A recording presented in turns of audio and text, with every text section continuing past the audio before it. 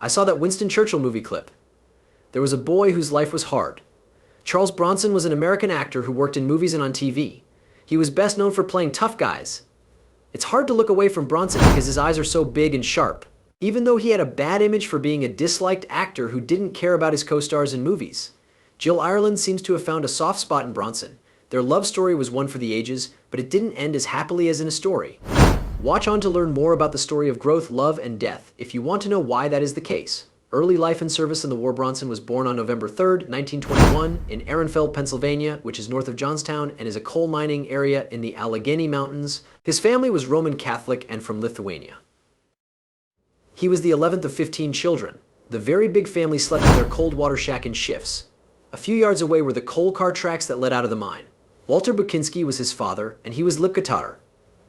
Grown up in the village of Druskininkai in the southern part of Lithuania. The mother of Bronson was named Mary, and her parents were from Lithuania. She was born in the coal area of Pennsylvania, in Tamaqua. He said that like many other first-generation American kids he grew up with, his home didn't have a lot of English sounds when he was a kid.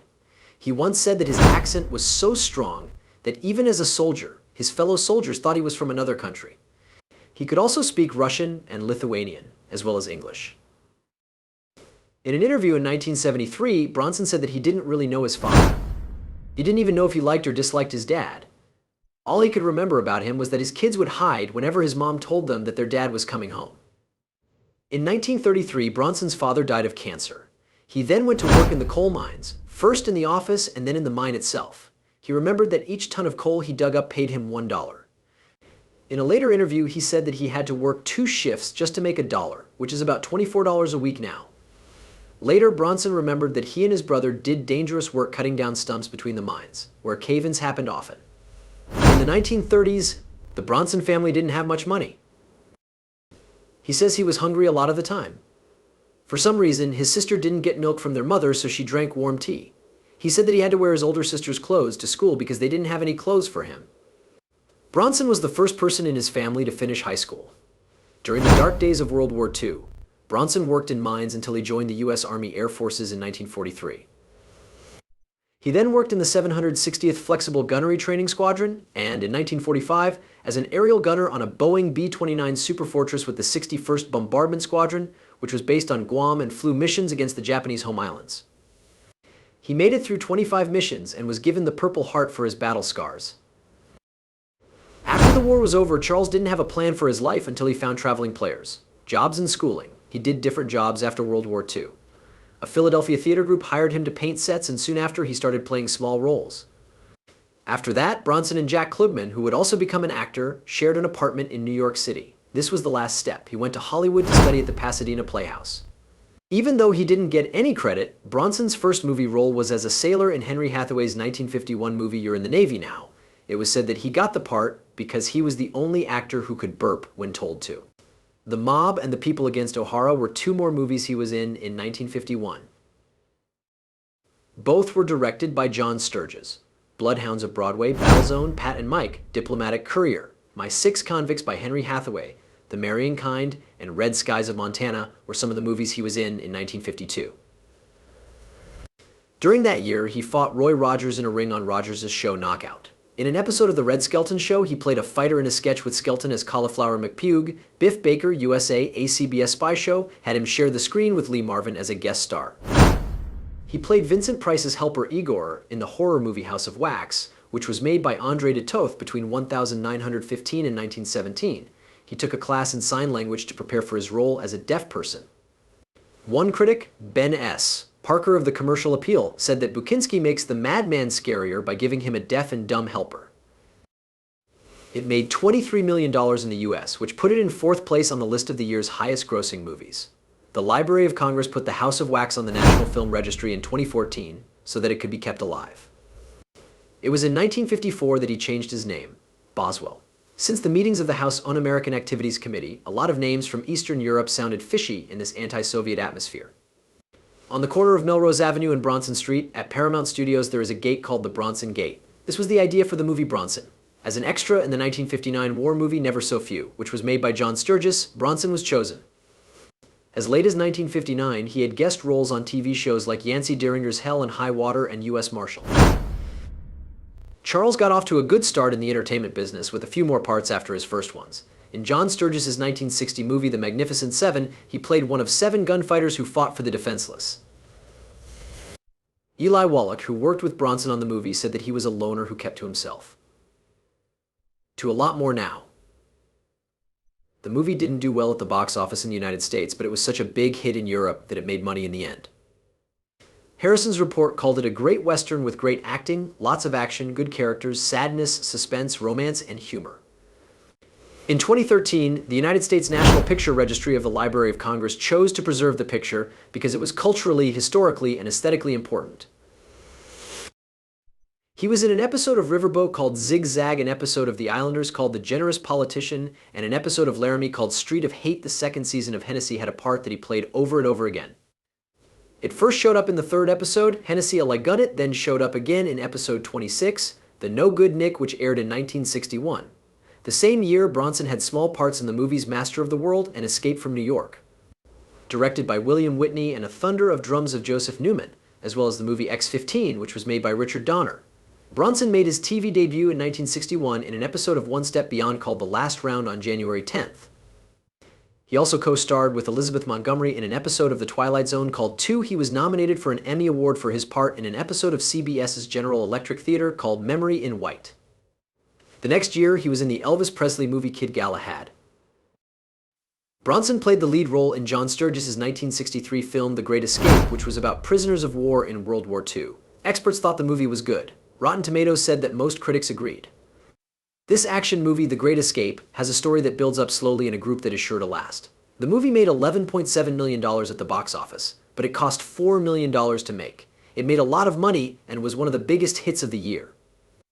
It was up for Best Picture at the Golden Globes and is the 19th movie in Affy's history of 100 Years and 100 Thrills. He kept making classics and hits.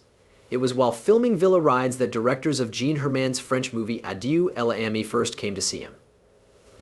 They were looking for an American co-star to work with Alain Delon, who liked Bronson's work.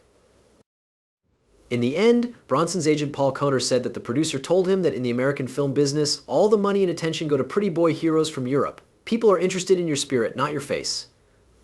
He signed with the team in December 1967. Marseille and Paris were used to film the movie.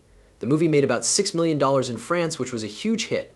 Bronson continued to be in a lot of foreign movies and TV shows. Movies made in Europe became very famous. TV Guy liked the way that Dylan and Bronson were said to have chemistry together. Sergio Leone's spaghetti western Once Upon a Time in the West was another hit in Europe. He played one of the stars in that movie. Before this movie, Bronson turned down Leone for the major role in A Fistful of Dollars, which came out in 1964. 8 million tickets were sold in Italy for the movie. Over $5 million was made in the US, where 3.7 million tickets were sold. 14 million more tickets were sold in France, and 13 million more were sold in Germany. It was added to the US National Film Registry by the Library of Congress because it is important to culture, history, and art. Some people also said it was one of the best westerns ever made and one of the best movies ever. Lyon said that Bronson was the best actor he had ever worked with. The Michael Winner movie Chateau's Land, which came out in 1972 and starred Bronson, was the first of 6 big hits for United Artists. In the years that followed, they worked together on movies like The Mechanic and The Stone Killer, which were both made by his production company with Winner. As of 1973, Bronson was the biggest movie star in the world, and each movie made him $1 million. But Bronson's most famous part was in Death Wish, which came out in 1974 and starred him at age 52. It was his most popular movie with director Michael Winner. He played the role of Paul Kersey, a successful New York builder who turns into a vigilante after his wife is killed and his daughter is raped. In the 20 years that followed, this movie had 4 follow-ups, all of which starred Bronson. A lot of people found the movie offensive and called it an evil threat to society and an example of how to act badly toward others.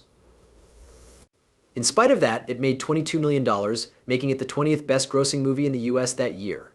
Charles Bronson became famous in action movies, and he kept working in those genres over the years.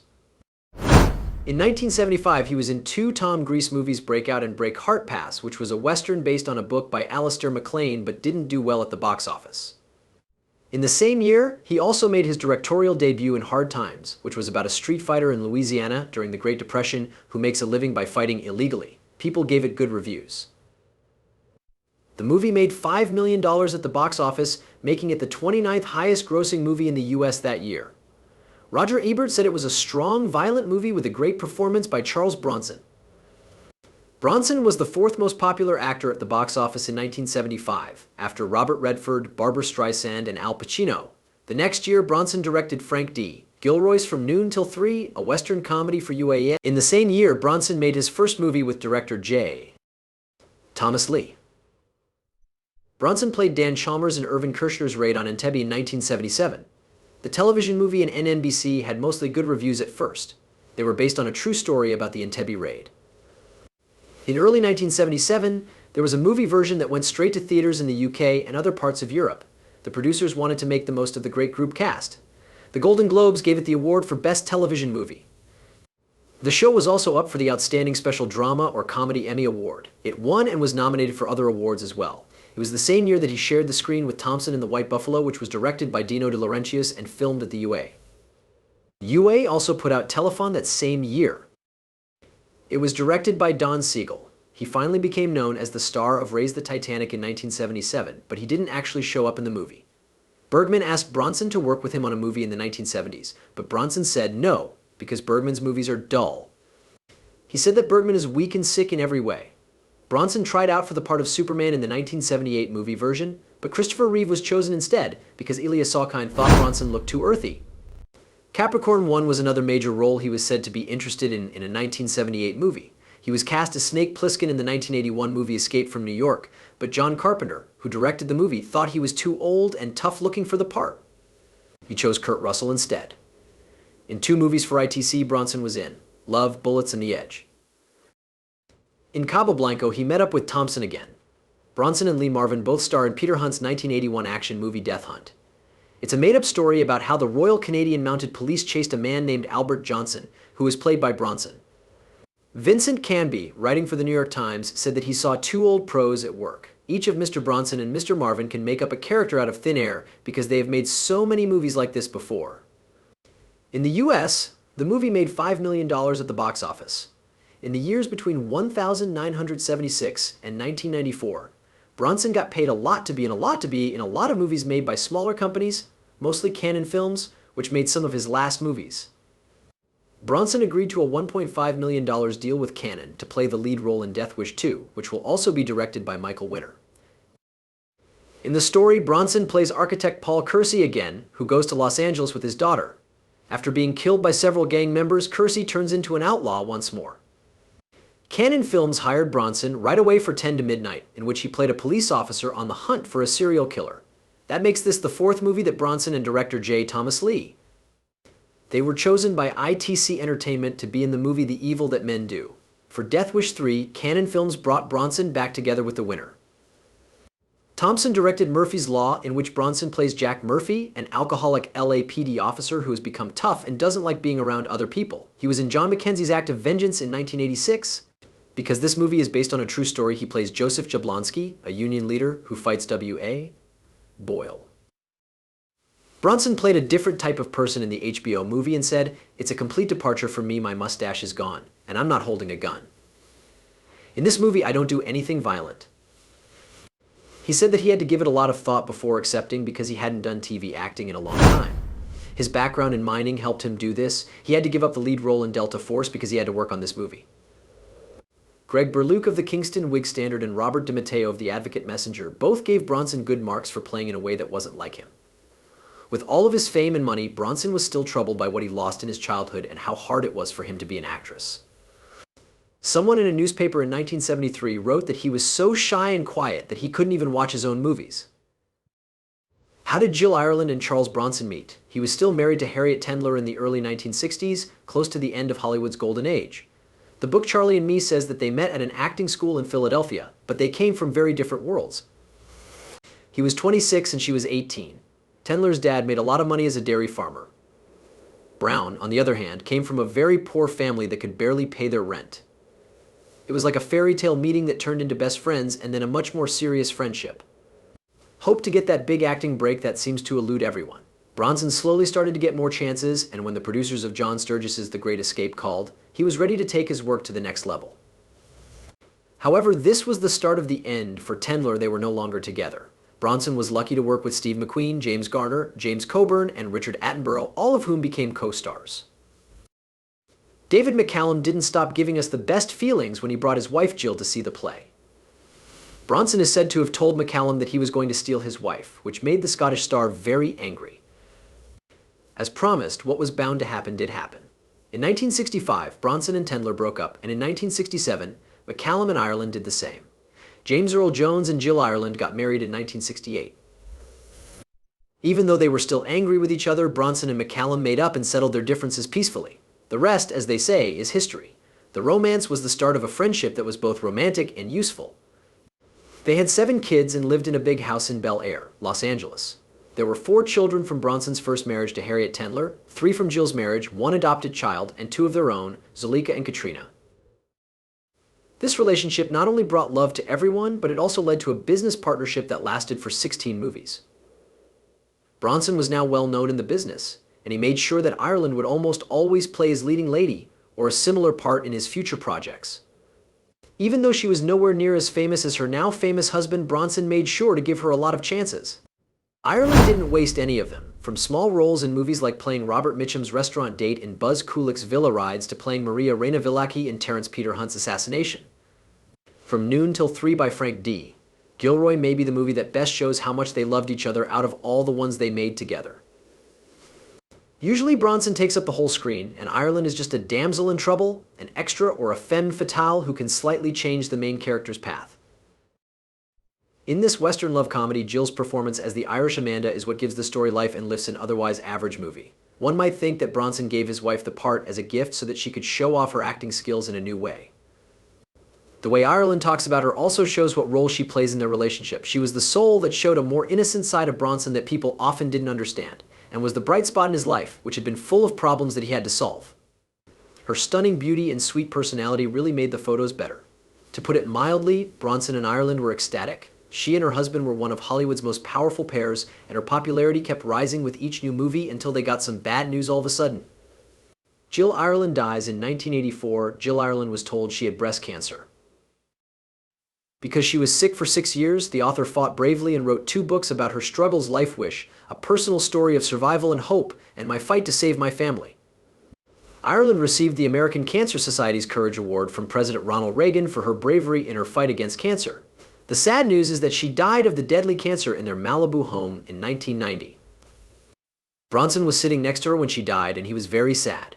After she died, Charles was never the same. But Ireland would always be important to him. In 1998, he married singer Kim Weeks. Since it was made just for him, he made an empty cane to remember his wife after she died. He then carefully put his late wife's ashes inside it. Jill Ireland has a star on the Hollywood Walk of Fame on Hollywood Boulevard for her work in the movie business. The 1991 made-for-TV movie Reason for Living. The Jill Ireland story starred Jill Clayburgh as the lead role. The movie got mixed reviews when it came out. It was based on Ireland's autobiography Lifelines, and she was named as an executive producer after her death. Clayburgh read Ireland's memoir, Lifelines, and listened to interviews in which Ireland took part as part of her study for the part, even though she had never met her subject. Charles Bronson may have been a Hollywood star, but his life was not always easy. He had to work in some tough jobs. He worked as a coal worker and a B-29 gunner during World War II. He got his big break in movies, but it was meeting Jill Ireland that really changed his life. It's really cool to watch Charles Bronson fall deeply in love with someone. On the whole, the actor letting even a small amount of feeling out was not at all like him, but even the hardest men give in to love, and Jill Ireland's beauty and spirit were too much for him to handle. They fell in love with him after he let down his guard. Because they've worked together on so many movies, this will always be a reminder of one of the most famous film relationships ever. Since his partner had already died, it was only a matter of time before he did too. Charles Bronson's death. He passed away on August 30th, 2003, at the Los Angeles Hospital Cedars-Sinai at the age of 81. People have said that he died of pneumonia and Alzheimer's disease, but neither of those conditions is mentioned on his death certificate. Respiratory failure, invasive lung cancer with secondary chronic obstructive pulmonary disease, and congestive cardiomyopathy are the main reasons given for death. He was laid to rest in the Vermont Cemetery Brownsville in West Windsor, with the ashes of Jill Ireland inside the cane, which means that the two are together even after death. At the time of his death, Stephen Hunter, a film reviewer, said that Bronson oozed male life force, stoic toughness, capability, strength, and always projected the charisma of ambiguity. Did he look good on the outside but not on the inside? You were never sure, so you had to do more research. Hunter said, he never became a great actor, but he knew how to quietly take over a scene. When you heard his name, Bronson, you knew it was serious. He never quit, never whined, and never skulked. He pouted, sulked, and fought with his class, but he stuck with it, finished the job, and didn't expect to be thanked. His nobleness was even more clear because it didn't have to be put into words. Bruce Lee told Roger Ebert, a reviewer, in 1974, "I'm just a product like a cake of soap to be sold as well as possible." He said there wasn't much time for acting in the action movies he was making at the time. "I offer a presence," he said. There are never any long scenes with conversation that help build a character. In the beginning of the movie, he has to be fully set up and ready to go. Michael Winner, the director, said that Bronson doesn't have to say much about what he does or how he does it because the camera likes the way he looks. Even when he's just standing there or playing a quiet part, he looks very strong on screen. There is a riddle and depth to it. It seems like something will happen at all times. Even though Charles Bronson had died, his importance and influence were still going strong. What Charles Bronson left behind, Charles Bronson had a big impact on the action movie genre. His style and how he understood what was going on make him someone that other action heroes will look up to. Bronson's movies dealt with issues of right and wrong, revenge and morals. These themes were easy for viewers to stay interested in, and they led directors to make more movies. More than that, his pictures of very complicated people led to changes in the way gender roles are usually portrayed in movies. It gave a much more in-depth account of what it means to be a man. This effect is still strong today, as many action stars got their start because of Bronson. During his career, Bronson was praised for his work in many movies. Even though he didn't win many big awards, the fact that he was well-liked and respected by others says a lot about his skill and the impact he had on his field as a whole. He may be dead, but Bronson's work will live on. Of course, the intense and gripping stories in many of his movies are a big part of why he is still one of the most important directors of all time. So that the important things he did for movies won't be forgotten, his fans and reviewers keep going back to his work. A lot of people who want to be actors or directors get ideas from Bronson's life. At least this is what his story says. His story of going from having nothing to having a lot will inspire people who have ideas but don't trust or want to speak up for them. Thank you for reading this exciting story about success, love, and death. Please like, subscribe, and leave a comment below to let us know what you think.